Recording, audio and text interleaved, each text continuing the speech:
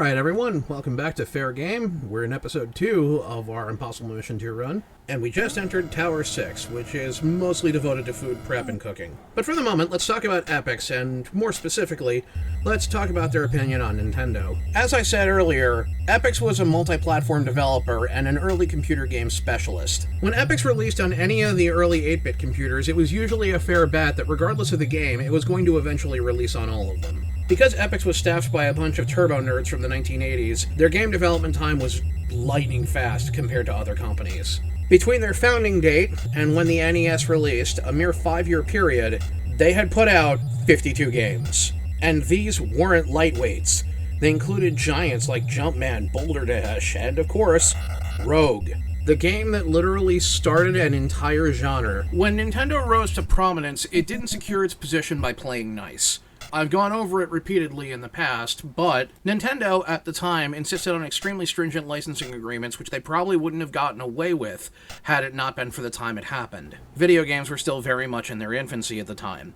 However, it effectively amounted to an exclusivity agreement, and an agreement to also only release a certain number of titles per year. Now, some of the companies, such as Capcom and Konami, found ways around this using subcontracting. But Epyx were comparatively small time. And while Epyx absolutely did get a license and was able to put a couple of titles out officially, they also looked at other options, and one of these was to contract American Game Cartridges in order to effectively release their games unlicensed. American Game Cartridges being the unlicensed publisher of Wally Bear and the No Gang. Before we continue, I want to point out that this next room is a rare example of a room you can only enter via the elevator.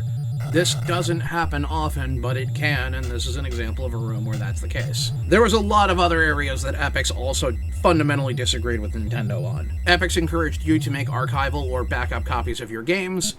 Nintendo likened anyone trying to do that to piracy. Putting it differently, Epyx was very pro-consumer in a way that only an early 80s computer game company could be.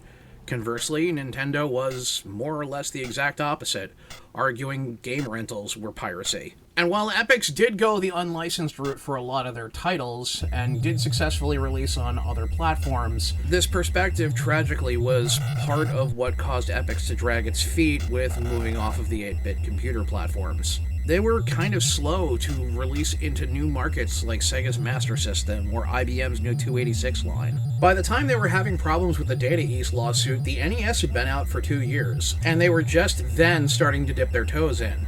I mean, I respect the hell out of them for sticking to their guns, but God, we literally lived in a much different world if they were still around today. But let's not dwell on it, and let's move on to something happier, namely my own history with this particular game. Back in the early 1980s, my grandma was a frequenter of the department store Eisenstadt. If you never saw it, I scarcely know how to describe it to you because it had literally everything. Furniture, consumer electronics, hardware, toys, goddamn motorcycles. And they had something that, at the time, was revolutionary.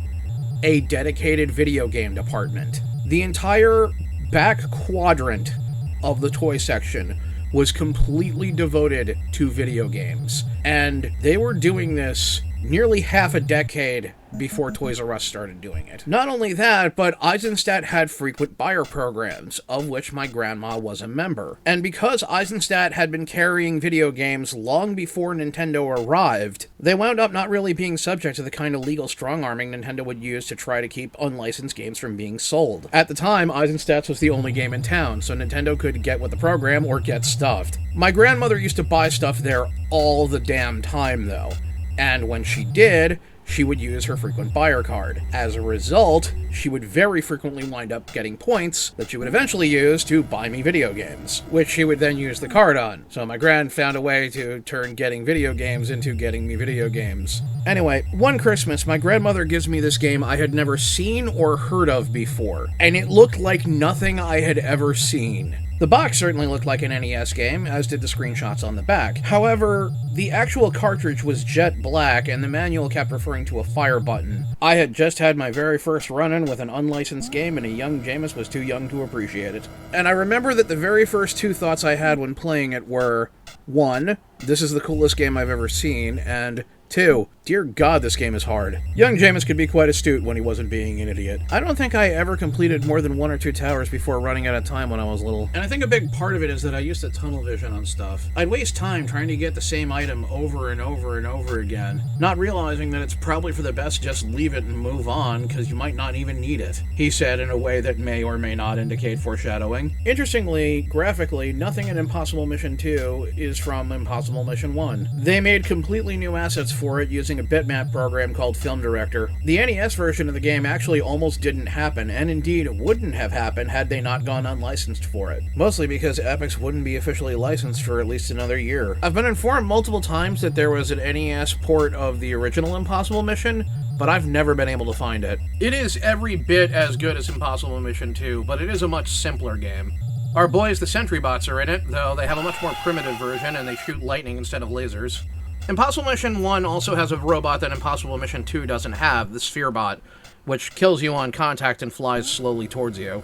There's only one singular complex, as opposed to the more advanced tower design of Impossible Mission 2. One common thread between both games is digitized speech. Impossible Mission 1 rather famously had the intro quotes by Dr. Elvin Adambender, where he'd basically welcome the player every time he started the game. Another visitor. Stay a while. Stay forever. It's been decades, and my friend Mercenary Cobra 1 still likes referencing that.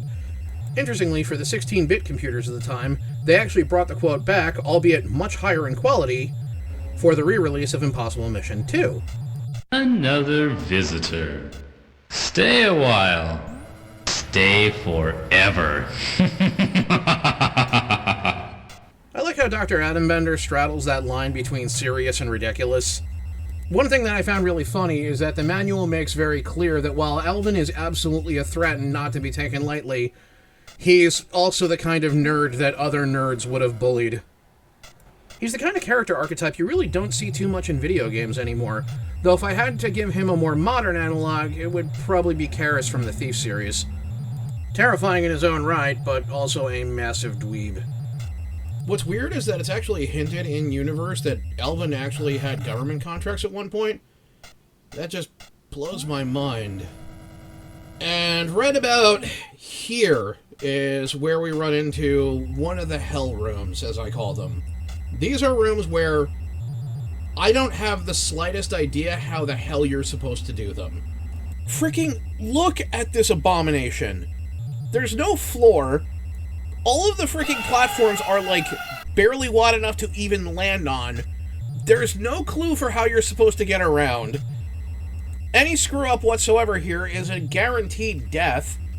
And I don't even see how accessing the terminal is supposed to help you, short of being able to shut down that one sentry bot at the top.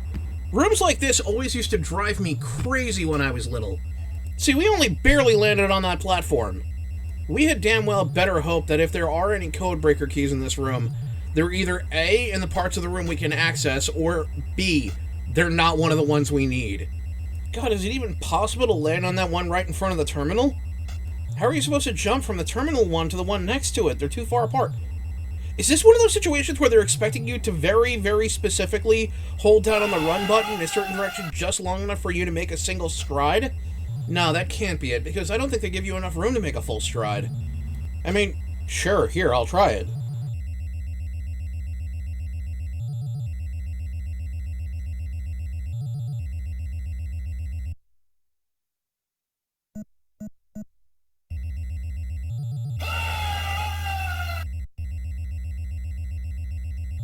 Yeah, I don't think there's enough room. And I don't think we can jump to that platform in the distance either. Can we... No. We're getting out of here. We're not falling victim to this. We will come back if we absolutely have to and not a nanosecond before. That's what I'm talking about with certain rooms just not being worth the amount of time you can invest in them. Because, holy crap, did you see that? I just hope that what we need isn't in one of those tool cabinets on the top floor. Because if so, I have no idea how I'm going to magic my way up there. Thankfully, there's only one room left in the tower, and it's the safe room. This particular safe is probably one of the easiest ones to get to. I mean, it's going to require a sacrifice of a death to get out of, but that's a worthy trade considering. And now it's time for the old combination of deactivator and time bomb. Shut down the robots, go to the safe, plant the bomb, blow the safe open, and retrieve the music. I think we may even be able to constructively use a platform reset in order to get out of here without dying. Heck, if I'm really lucky, I might be able to use a tricky edge jump in order to get onto the other side of the room. Just got to avoid Beshbot, and we'll see if we can get up there and possibly beat the room without even dying. Now to see if we can get to the other side of the room so that I don't have to circle around and possibly check things out to see if we can get in through the back route. God damn it. You know what? Moving on. So, now that we've managed to get the heck out of there, let's take a moment and evaluate the piece of music we got.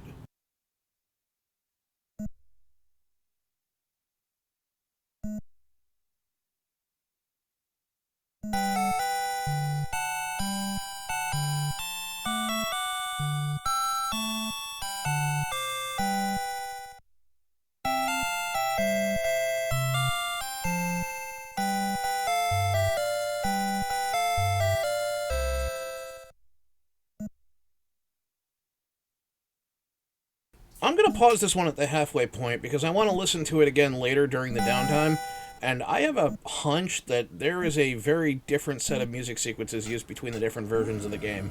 I want to check that out. Anyway, it's time for us to see if we have everything or if we need to gird our loins for another trip into the Hell Rooms. And, oh my god, we lucked out. That green 2 is the one we found in the phone in the Hell Room, so we successfully managed to get what we needed from that room. Up ahead is Tower 7, which is the office complex area. So let's take a moment to have a break after that nightmare, and we'll meet up again for next time. This has been Jaimas, and I thank you for listening to this episode of Fair Game.